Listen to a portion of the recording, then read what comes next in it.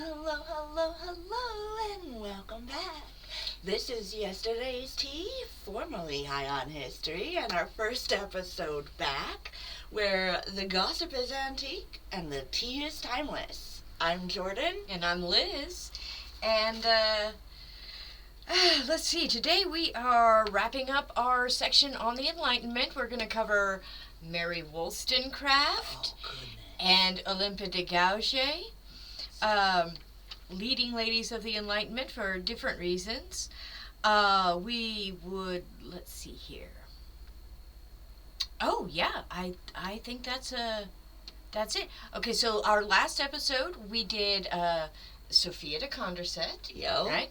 Now we're gonna jump across the channel to England real quick. I mean, I went overboard, but I swear I will be brief, but Mary Wollstonecraft was so worth covering. She was. We just could not skip it. And then, of course, the fiery Olympe de Gouges. And this is the last week that we'll be covering the Enlightenment. After this, we are beginning our journey into Louis XV. So, thank you, as always, to Green Health, who provides our herbal infusions that make all of this possible. So thank you so much. And now let's just jump right on in.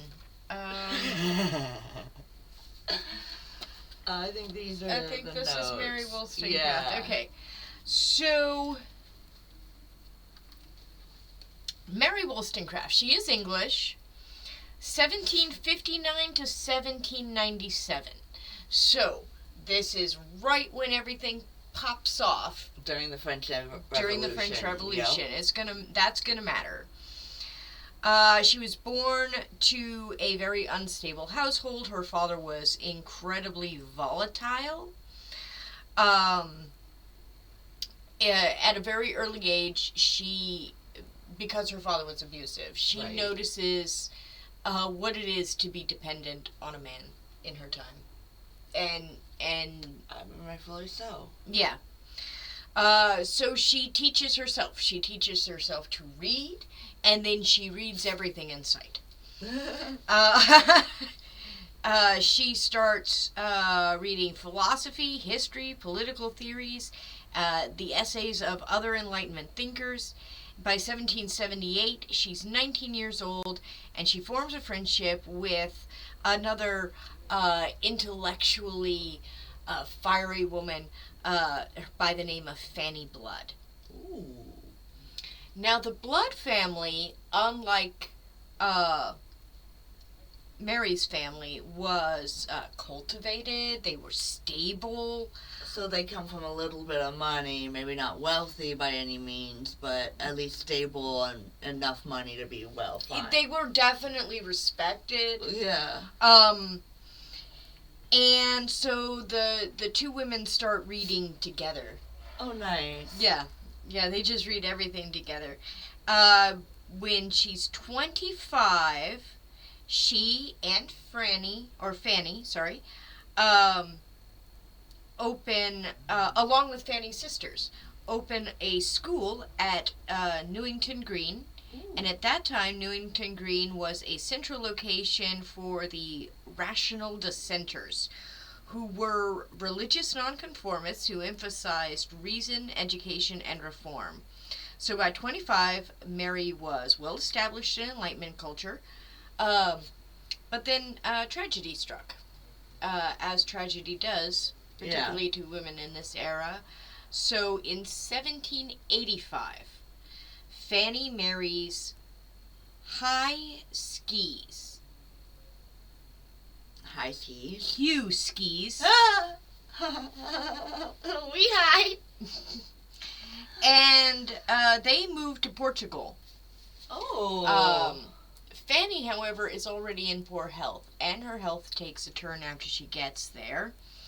And then Mary rushes to her side, but in 1785, Fanny Blood dies in childbirth. Dang. And this friendship was, It was stabilizing and a formative relationship for her, yeah. And so she's just absolutely devastated. And the school fails by 1786, collapsing What? from a combination of financial strain and, of course, a loss of morale. I mean, that makes sense, yeah. So, at 27 years old, Mary takes a position as a governess to the daughters of a high Irish aristocrat. This does not go well. His name was Richard Kingsborough. And Mary attempts to encourage his daughters to think and reason and become educated. And that clashed very sharply with the type of education, the type of governess they wanted for their daughters, seeing as they were aristocrats, right? And so they end her service in 1787. Oh, wow, that's like, what, only a couple of months? Yeah, she gets there in 1786. She's done in 1787. I don't know that she lasted quite a full year as governess. Yeah. It was contentious.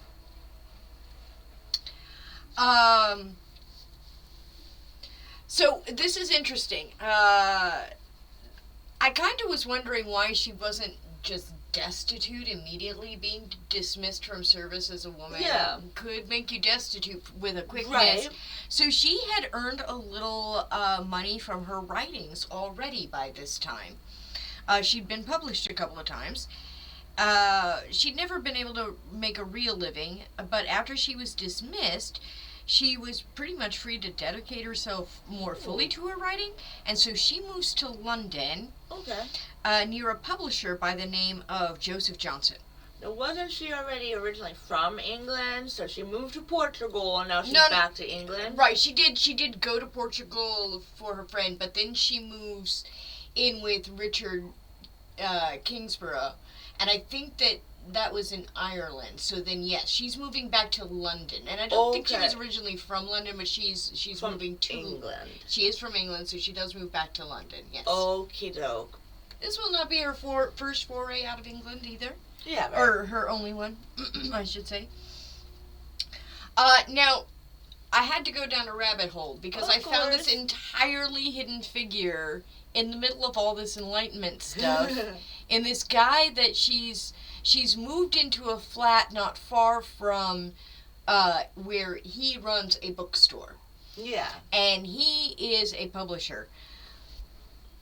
And what he's doing is publishing Enlightenment documents. Ooh. So he's London's most radical publisher.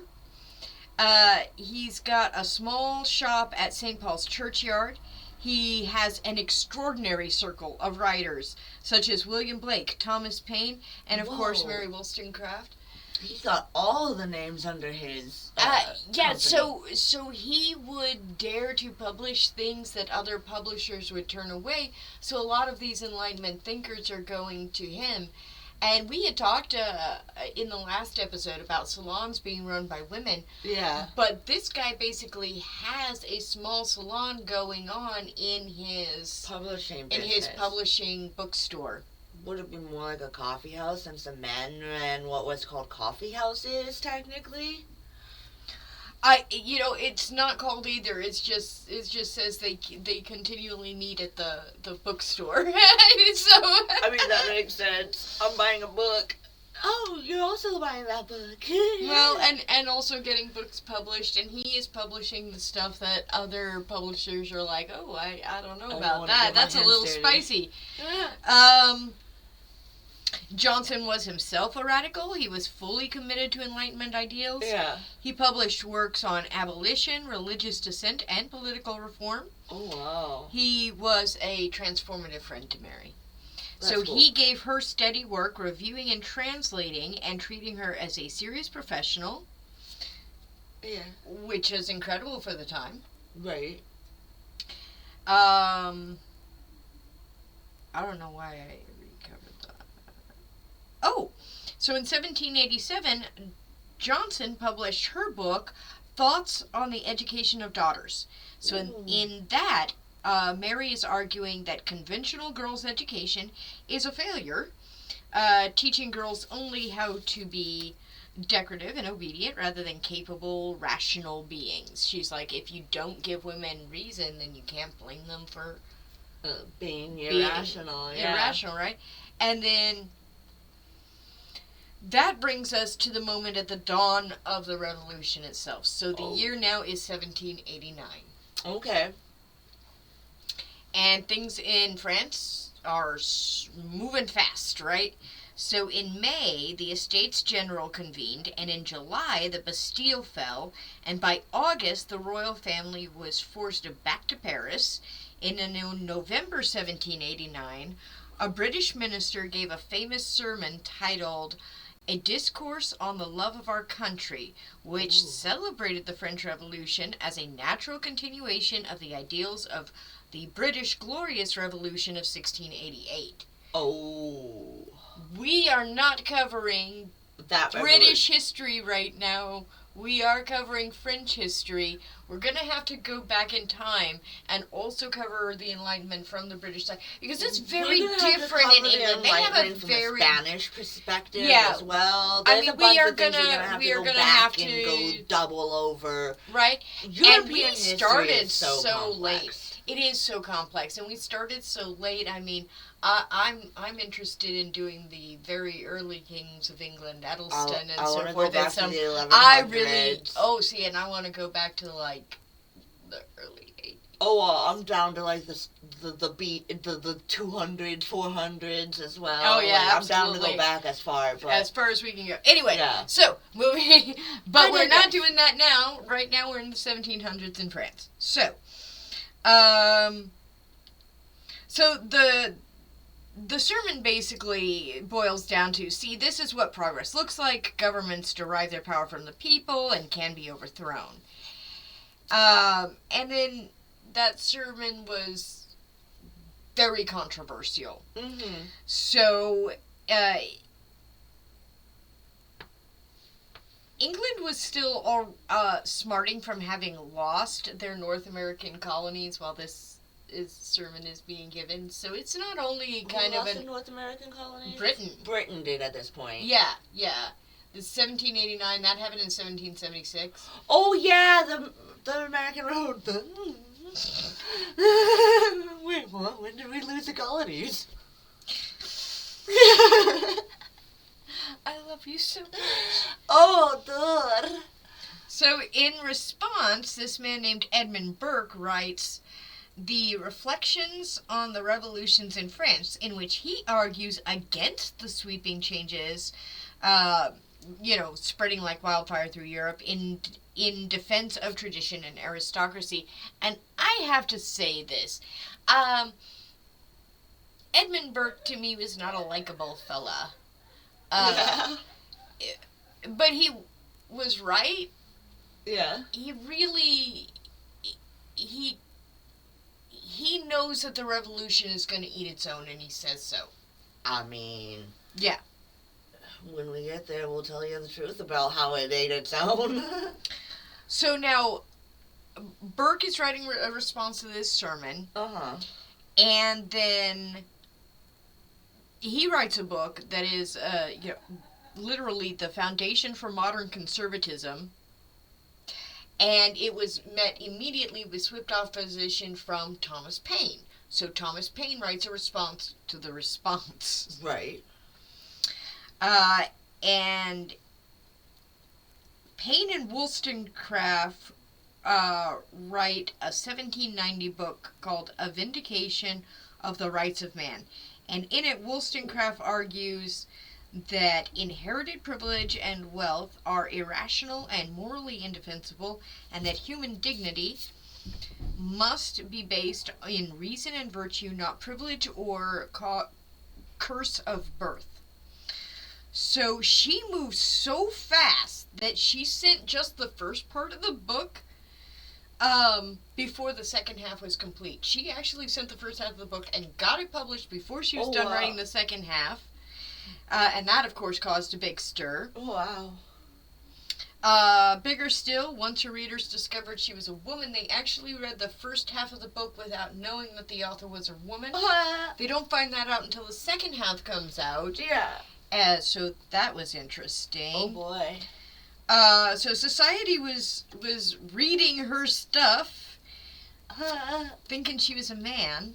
That's great. And then in 1791, Charles Maurice de Talleyrand, a French diplomat, submitted a proposal to the National Assembly which recommended a national education system for France.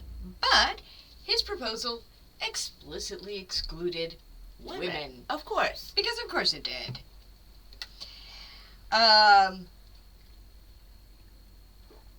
Girls only, in his new education plan for France, girls were only to receive a basic domestic education. He did write it out. Boys needed full civic participation. Girls needed to be better housekeepers. Wow. Oh, but I mean, that was the time period. Doesn't So, necessarily no, mean it was no, right 'cause because the Enlightenment was moving it forward. But I mean, that was a time period. That was still the thought process back then. For a lot of people, yes, but also by 1791, It was during the it shit. is really getting less and less defensible. You know, Absolutely and a is. lot of people aren't buying it anymore. I mean, I feel like we always we have this tendency of doing this, saying, "Oh, women can't be leaders, women can't do this, women can't do that," except for all the previous times in history in which they already had. Right.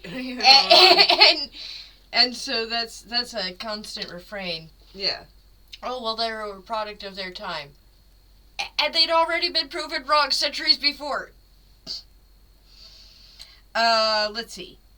So Mary, of course, she reads this new proposal by Talleyrand, and she's furious. Of course. She's proven that she could hold her own in serious intellectual circles already. She's dedicated her new book directly to Talleyrand. And so in her 1792 book, A Vindication of the Rights of Women, she argues that women are not naturally inferior to men, but made inferior in reason. Made inferior in reason. Yep. Not inherently. By deliberately limited education and social conditioning.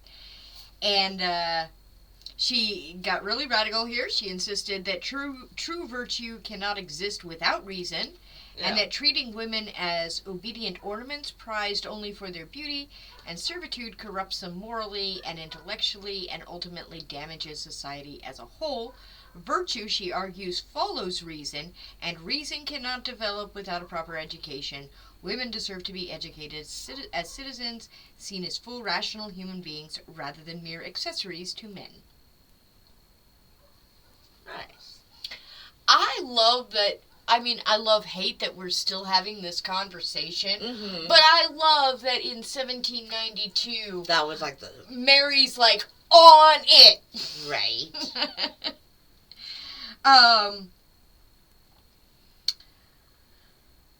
So she was actually taken really seriously in real intellectual circles. She was her works were read, they were understood, they were agreed with. She was Right. taken seriously. She is quickly translated into French. Yeah. I mean, kind of immediately, and German. She was also translated into wow. German, and as unlikely as it seems, and this is probably why we know her name more than we know Sophia de Condorcet, she was celebrated in her time. Yeah. Other intellectuals took her seriously While she was alive. while she was alive. So in late 1792, Johnson, the publisher, sends Mary to Paris to observe the revolution in action. Right. That does not go so well. Oh, I believe that. I've been talking for a minute, and I need my coffee. Yeah, no, I completely believe the Paris trip does not go well during the revolution. No, it doesn't. And it it's really sad here. This is a sad part of the story. Because, I really got to get better at speeding the camera. Holy crap. So the sad part of the story is that Mary, goes in there thinking she's going to find the revolution. Right. Find enlightenment, right. be around culture, and... Right. Yeah. She has very high hopes. Of course, reality sets in kind of immediately. Robespierre's a nightmare. She's absolutely horrified. It was anything but glorious in practice. Yeah. It was really awful. She watched Louis XVI be carted to the guillotine from her hotel window. She was actually on the boulevard and saw that happen. Oh boy, that's a wow. That's a moment. That is a moment. And then on top of that moment, she meets this charming American businessman by the name of Gilbert Imlay. Oh. Imlay registered Mary as his wife. Okay. With the American embassy. Now, they didn't actually get married. He just registered her as his wife with the American embassy in order to protect her from the terror. So he gave her legal status. Oh. And there was a growing anti-British sentiment. The British, having not overthrown their monarchy, nor were they actually intending to at this point, were seen as spies and pro-monarchists, and so they were being... Oh, just wait until we actually get to that part of the history. Right, it's gonna get so good. It gets juicy. Now, they did not get married, but they did have a passionate love affair. And Mary gets pregnant and has a little girl named Franny. She names her oldest daughter after Franny. her best friend. Yeah. Aww. Her writing from this period really changes in tone, of course. Now that she's seen what the revolution looks like in France, she's disenchanted, right? And she falls in love with motherhood. She loved being a mom. Aww. Also, however, unfortunately, Imlay loses interest in her and drifts away. He starts taking more and more trips. He starts visiting less and less. He kind of stops. He ghosts her really away. Yeah. She travels all the way to Scandinavia on an errand for him, hoping to prove her worth and devotion. However, when she returns to London, she discovers he's taken up with a mistress. Oh, wow.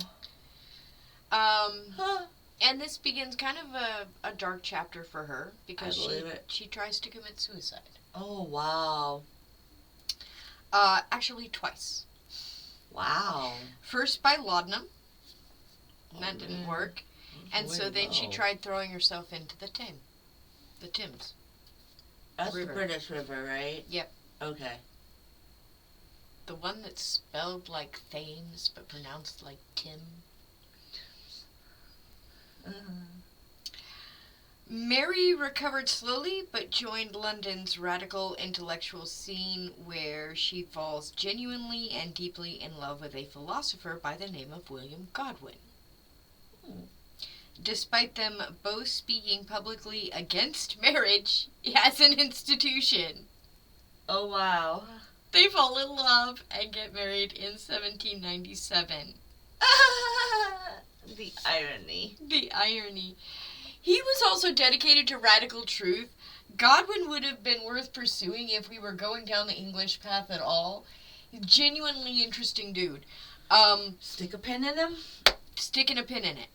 On August 30th, 1797, Mary gives birth to another daughter, this one named Mary.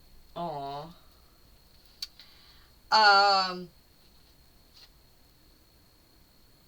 However, Mary herself dies just a few days later, like her friend Fanny did, from complications of childbirth. Oh, her so many women back then. Her second daughter, Mary, is just 9 days old.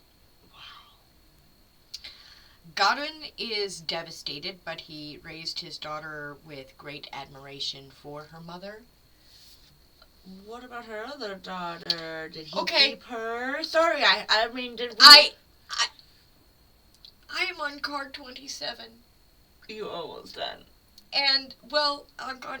No, see, that was gonna add another 10 cards to the... I was trying to keep it down. I don't know what happened to Franny, and I am going to find out, but I don't know. I could not find out. And then go to our Facebook page, and that's where the answer to Franny will be. Yeah. Yes, go to our Facebook page. We are at Yesterday's Tea.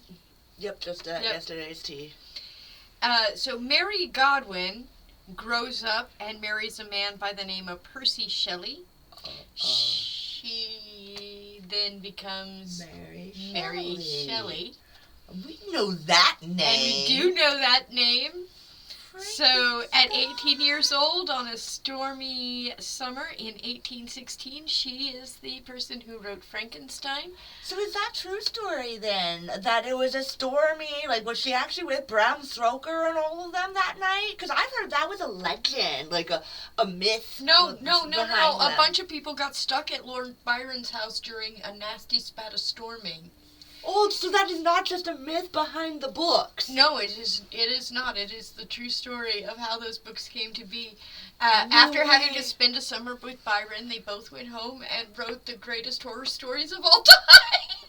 That is a true story. I mean, from what I've heard about Lord Byron, I would come up with some great horror stories too. Him's was like an Epstein of his time. So I did, when I did this episode and I found this out, I did not know that Mary Wollstonecraft was Mary Shelley's mother. But when I found out that the mother of the Revolution gave birth to the mother of science fiction. Oh! That is so cool. There was more rabbit hole to go down with Godwin. Godwin actually damaged his and Mary Wollstonecraft's reputation because he was dedicated to radical truth, and he painted Mary in light that was true and which he found admirable, which society did not. Yeah. So, anyway, there was additional drama, and I will find out about Mary. You can find that information on our Facebook page as soon as I find out. About Franny, not Mary. Franny. But yeah. Alright, so before we dive into Olympe de Gouges, it has been since at least, I want to say mid-March, since I've even looked at my research before I've even got these cards back in my hand. So that's not on me. I mean, that is mainly because I've been working on homework to try to get, like, that's why we took our break. That wasn't really a break. Yeah. So I have honestly no idea what I'm covering with Olympe de Gouges. So, let's dive on in on this one. So, she was born Marie Gouges on May 17th, May 7th, happy belated birthday, 1748. That's where I got the 17th from. Looks like it was in Montauban, a town in southern France. And then her mother was just a simple washwoman, and her father was unknown, but was possibly believed to be a local nobleman, poet, and playwright, going by the name of Jean-Jacques Lefranc de Pomeranian.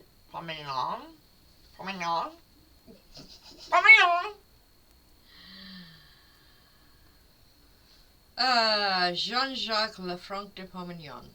I was right, Pomeranian. So she grew up as an illegitimate child, and she was very aware of her illegitimacy. So at 16, she was married off to someone she didn't choose and obviously did not love. I mean, again, at that time, that was the way it was for women. Yep. And it wasn't a good marriage. I'm gonna say, luckily for her, he died shortly after leaving her with a young son. She refused to surrender her legal independence, and she chose chose not to remarry. Instead, she just changed her name to what we know her now as Olympe de Gouges, and moved to Paris. Did she take her kid with her? I assume she took her kid with her. I assume she took her kid with her. I mean, again, I'm sorry, I didn't keep track of all the children. And again, my research did not actually go into these two women. These were kind of your rabbit holes. I know I briefly mentioned her because she was Parisian. So, of course, as we know, Paris was the city of the salons and the coffee houses of the Enlightenment, where everyone would go and discuss everything from political movements to art to music was a philosophy. Big topic. Yeah, was a big topic of music. Conversation. I mean, even the paintings. When we get into the I think it's pronounced the Rococo era. It's spelled the Rococo. Art movement. Rococo. It's not Rococo. Trust me on that one. Okay. I'm pretty sure it's like Rococo or something like that. I'm gonna have to double check on the pronunciation. But once we get into that art Neither movement, of us speak French. yeah, that's the visual perspective of the Enlightenment movement. That's gonna be cool to cover. Oh, just you wait! I'm so excited. Okay. But anyways, so she throws herself into these salons. Coffee houses were for men, so I assume she didn't get into the coffee houses, but I'm sure the gossip brought her there at least. She was actually a very poor speller, but she had a sharp mind and great ambition, where she wrote plays, pamphlets about everything from slavery to poverty to the rights of illegitimate children. And honestly, a lot of illegitimate children had zero rights. Louis XIV and all of his bastard children from all of his mistresses were prince and princesses of the blood, and that was unheard of by any monarchy legitimizing their illegitimate children. Yeah. And we will actually get into that conflict when we actually get into Louis XV. So that was a big statement for the rights of illegitimate children. In the theaters mostly refused her, largely because male playwrights of the time actively lobbied to exclude women. Again, that was just a downplay of keeping women from being able to enter the workplace, from having a life outside of the home. Again, yeah, they were shut out of the arts. We were shut out of the arts. We were shut out of education. We were shut out of politics. Yeah, we were shut out of anywhere but being the housekeeper. Yeah. But she didn't let that stop her. She printed and distributed her plays herself, and in the time, reading plays was quite common. So she ended up handing the your M's. I'm not sure what that word is. I love your handwriting. It's so beautiful to look at, but I have a very hard time reading the Comédie de Français. Yep, that word. So the comedy house, the French comedy house. There we go. Thank you. I do not speak French, and that is one thing we do need to do, is make sure we get pronunciations. We're gonna try our best. We are products of the American education system. I am so sorry. Okay, moving on. So she persistently and eventually actually got her play on stage, El Savage de Noir, the Enlightenment of Blacks, I think is what that said before she took the card away from me. No. Le Sauvage des Noirs, the Enslavement of Blacks, in 1789. That's what that was. Yeah, she was a big abolitionist. Yeah. Unfortunately, the actors decided to sabotage the play and was pulled after 3 nights of being on stage. Yeah, the actors who were assigned to the play didn't want to do the play I don't know whether it was because she was a woman or because of the subject material or possibly both. But they actively sabotaged the play so that it would get pulled. I mean, and then she never got published that way again. Like that was, yeah. They did her dirty. Again, women of the time were treated like that. Mm-hmm. So she did end up deeply supporting the French Revolution. I assume also the American Revolution of the time too. And she believed that in its promises of liberty and equality and an end to arbitrary privileges, the Declaration of Rights of Men spoke of universal rights. But Olympe noticed that women were not included, and neither was there any mention of the slaves throughout the French colonies. Olympe loudly points out their glaring hypocrisy. And really, yeah, the rights of man spoke of universal right, but it did. It excluded women, it excluded the French colonies, it excluded the slave trade of the West Indies. Yeah, it was universal rights for Christian, white, French citizens. Men. Yeah. And then she flipped it around and wrote in 1791 her Declaration of the Rights of Women and the Female Citizen in retaliation to the Declaration of Rights of Man. I hope I didn't just lose all of that. I hope not, but there's a fun fact in there. I don't know if I wrote it down though. And it was as I said, it was a retaliation to the rights of man. And sorry, I have to. So, with women being written back into the Declaration of the Rights of Men, which is pretty much what she did, her opening line was deliberate and provocative. If women have the right to mount the scaffold, she must equally have the right to mount the speaker's platform. She was ignored. She was not ignored. I know that's what it says. She was ignored. Yes, I know that's what it says. We'll get to the next card and you'll see how much they did not actually ignore her. Okay. So Olympia was kind of the fearless that's also reckless. Oh yeah, dude. Such a bad combination. I'm fearless, reckless too, I get it. In 1793, when Louis was arrested, Olympe publicly and fiercely argued against his execution, and not from any love or compassion for the king, but because she actually opposed the death penalty on principle. She wrote and published a direct attack on Robespierre himself, calling him out as the terror for what it was. And in November of 1793, she too was arrested and sent to the guillotine on the charge of sedition. What is sedition? I feel like I should know that. Treachery. Treachery, terror, treason. Sedition and rebellion against the authority. Bingo, thank you. She was actually only 45 years old by this time. Oh, wow. She's not much older than us. Yeah. Well, I am older than she was. Oh. Yay, my favorite one. I always say it wrong. A Jacobean, newspaper.